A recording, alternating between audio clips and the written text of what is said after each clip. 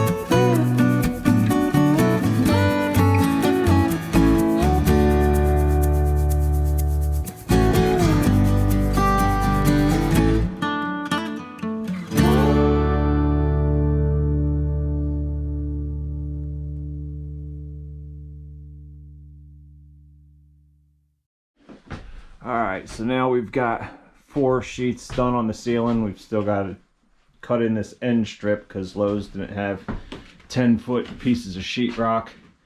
We've got rock wool insulation going in the walls, and then we'll be ready to sheetrock those walls as well.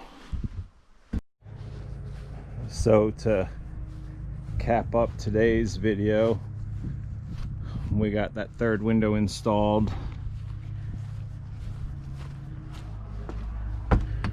And then of course cleaned everything up here at the end, but we've got all the sheetrock done on the ceiling, and then the first piece of sheetrock up on the wall, but I need some more tools tomorrow so we can cut out the holes in the sheetrock that need to be cut out. So tomorrow we'll be finishing the sheetrock and just have one more section of insulation to put in. And the reason I held off on that is because I need to run my power lines up there for the mini split HVAC system. So we'll probably be working on that tomorrow, finish up the sheetrock and run the power lines into here. And the power is just going to come out of the power box on the side of the house and run down the side of the house and up into the porch. So that's on the docket for tomorrow. Thanks for watching. Like, comment, subscribe, and stick around for the rest of this Four Seasons room build. Have a great day, guys.